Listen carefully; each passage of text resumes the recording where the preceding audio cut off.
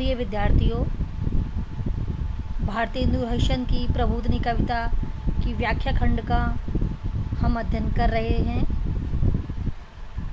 यह विषय BA final Hindi प्रथम प्रश्न पत्र आधुनिक कविता के अंतर्गत आता है।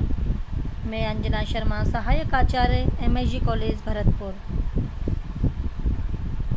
यह अवतरण भारतेंदु हरिश्चंद्र द्वारा रचित प्रबोधिनी कविता से लिया गया है। इसमें कवि ने कुछ आक्षेप एवं विप्लवदा नायिका के कथन रूप में जाग जाने का निवेदन किया है। कवि वर्णन करते हुए कहते हैं कि जागो जागो नात कौन तिये रति रस होए, सिगरी निसी कहू जाग इते आवत ही सोए। सिगरी सिगरी होता है सारी, इते यानी यहाँ, च्यों यानी इसी से, ताहू पे यानी इसी से, और कंज यानी कमल। कवि वर्णन करते हुए कहते हैं कि किसी प्रेमिका की ओर से कहता है कि हे नाथ, अब आप जाग जाओ। किस स्त्री या अन्य किस नारी के रति रस में खोए हुए पड़े हो। सिगरी निसी कहू जाग इते आवत ही सोए। संपूर्ण रात्रि तो कहीं जागते हुए अन्य नायिका के साथ रति सुख विलास में बिना सोए ही बिताते रहे, और अब रात्रि के अंतिम प्रहर में यहाँ आकर गहरी नींद में सो गए हो। चौना सामुए नैन करत क्यों लाज समोहे।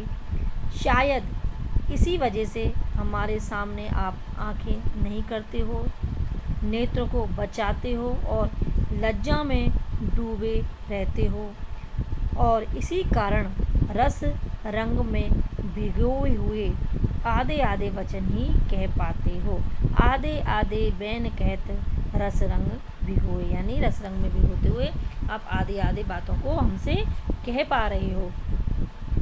बलिहार और के भाग सुख हमें प्रात दर्शन मिलन, ताहू पे सोबत लाल बलि जागो कंज चहत खिलन।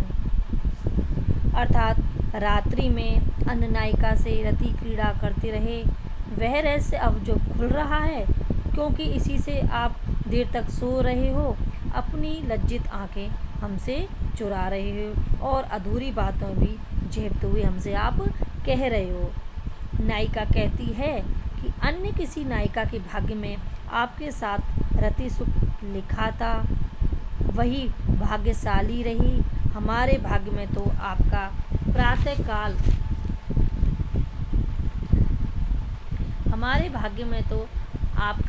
प्रातःकाल दर्शन और मिलन ही लिखा है। इसी कारण से आप गहरी नींद में सो रहे हो। ताहू पे सोबत लाल बलि जागो कंज चहत खिला। इसी कारण आप हे लाल गहरी नींद में सो रहे हो। हे प्रिय, मैं आप पर बलि जाती हूँ या हम बलि जाती हैं। जागो, अब सब कमल खिलने वाले हैं। आपके दर्शन पाकर हमारे मुख कमल खिलना चाहते हैं, यानी हमारे मुख कमल के समान खिलना चाहते हैं। अब आप जाग करके हमें दर्शनों का लाभ दीजिए।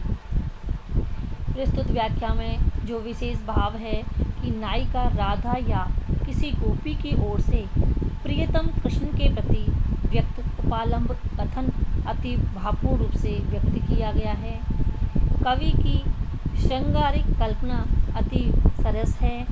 रात में तो अन्य प्रेमिका के पास रहे, रति क्रीड़ा के कारण वहाँ जागते रहे, और रात्रि के अंत में घर आकर आप सो गए। इसी से अभी तक नहीं जाग सके। लज्जित होने से नेत्र चुरा रहे हैं और अधूरे वचन कहकर झेप रहे हैं। प्रस्तुत भाव में कवि की श्रृंगारिक कल्पना बहुत ही सुंदर रूप से प्रस्तुत की गई है। अनुप्रास, परिकर, काव्यालंकार एवं रूपक अलंकारों का प्रयोग कवि ने इसमें किया है, और छप्पे छंद की पदमैत्री एवं गति यति उचित है। जुगल कपोलन पीक छाप अति शोभा पावत, खंडित अधरन पे अंजन जावक सरसावत। खंडित यानी होता है क्षत विक्षत। जावक, जावक का मतलब होता है महावर और अंक माने होता है चिन्ह। प्रस्तुत अवतरण भारतेंदु हरिश्चंद्र द्वारा रचित प्रबोधिनी कविता से ही लिया गया है। इसमें कवि ने नायक श्री कृष्ण को रात्रि में प्रिया संग रति क्रीड़ा से अंकित विविध चिन्हों से भूषित चित्रित किया है और वे सब चिन्ह अब जाग जाने से स्पष्ट दिखाई देंगे, इसी का भाव वो व्यक्त कर रही हैं। कवि के अनुसार जुगल कपोलन पीक छाप अति शोभा पावत, खंडित अधरन पे अंजन जावक सरसावत। गोपिकाएं या ब्रजवासी कहते हैं कि हे प्रभु, आपके दोनों कपोलों पर प्रियतमा की पीप की छाप लगी हुई है जो अति शोभा पा रही है। आपके दंत छत से खंडित अधरों पर नायिका का अंजन एवं महावर लगा हुआ है जो बहुत ही सुंदर लग रहा है। सिर नुपुर घुंघरू अंक छवि द्विगुण बढ़ावत, आपके सिर पर प्रियतमा के नुपुरों एवं घुंघरुओं के चिन्ह अंकित हैं जो आपके ललाट की दुगुनी शोभा बढ़ा रही हैं। अंग अंग प्रति अभरण गण चिन्हित दर्शावत, आपके प्रत्येक अंग पर प्रियतमा के आभूषणों के निशान अच्छी तरह दिखाई दे रहे हैं तथा कंकन पायल सौ पीठ खची गाल तरोनन सौ चुभित, तथा कंकनों और पायलों के निशानों से पीठ एवं अंगुलियों के चिन्हों से अंकित दोनों कपोल अति सुंदर लग रहे हैं।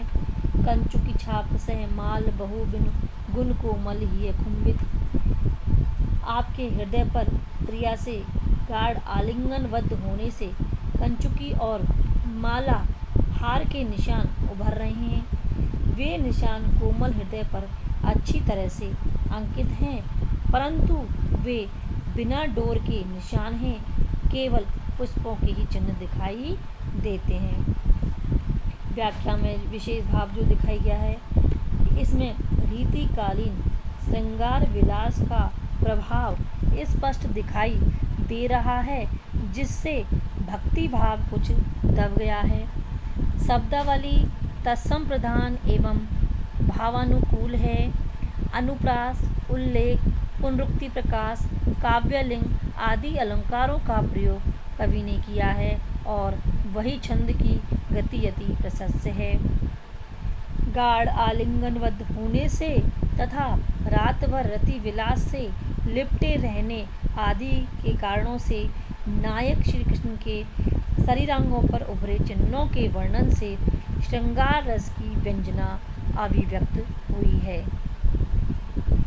रहे नील पट ओढ़ चूरी कन जह लपटाए, सेंदूर बिंदुली पीक चित्र तह विविध बनाए। पट, पट का मतलब होता है वस्त्र, बिथुरी यानी बिखरी हुई, अलकन अलकें या बालों की लटें, बेसर नाक का आभूषण या कहें नाक की कांटा या नाक का लौंग, खसित खिसकी हुई, विगत व्यतीत, मनमत यानी कामदेव। यही वह अवतरण है जो भारतेंदु हरिश्चंद्र की प्रबोधिनी कविता से लिया गया है और इसमें प्रातःकाल होने पर श्री कृष्ण को जाग जाने का निवेदन कवि ने व्यक्त किया है। कवि वर्णन करते हुए कहते हैं कि रहे नील पट ओढ़ चूरी कन जह लपटाए, सेंदूर बिंदुली पीक चित्र तय विविध बनाए। कि आप नीला कपड़ा ओढ़कर प्रियतमा से लिपटे सो रहे हैं, इसी कारण सेंदूर बिंदुली पीक चित्र तय विविध बनाए। इसी कारण प्रिया का सिंदूर बिंदी एवं पीक आपके वस्त्र पर उन स्थानों पर अंकित होकर सुंदर चित्र जैसा बन गया है।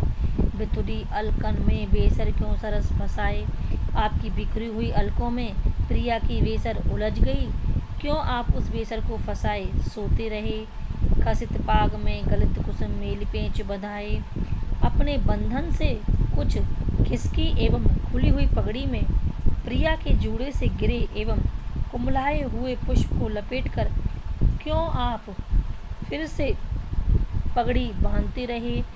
बलिहार आरसी जल लिए दासी विनय वचन कहत, हम आपकी इस रूप माधुरी पर बलिहारी हैं। अब आपके जागने की प्रतीक्षा में दासी दर्पण लेकर खड़ी है और विनय पूर्वक कह रही है कि हे प्रिय, जागो प्रियतम, अब निसी विगत गर लागो मनमत दहत। हे प्रिय, अब आप जागो, रात बीत गई है और कामदेव हमारे गले में लिपट रहा है, अर्थात हमें अब कामदेव से मुक्ति दिलाओ। विशेषता या विशेष भाव के रूप में कवि द्वारा अपने आराध्य को जगाने से संबंधित भावों का सामासिक वर्णन कवि ने मधुर एवं सरस रूप से किया है। संयोग श्रृंगार का सरस चित्रण हुआ है और अंत में दासी का प्रयोग लाक्षणिक होने से प्रेमावेश की व्यंजना हुई है। अनुप्रास, परिकर, काव्यलिंग, पर्यायुक्त आदि अलंकारों का प्रयोग द्रष्टव्य है और छप्पे छंद की गति यति उचित है। आगे की व्याख्याएं अगली वीडियो में हम डिस्कशन करेंगे, उनकी परिचर्चा करेंगे। धन्यवाद।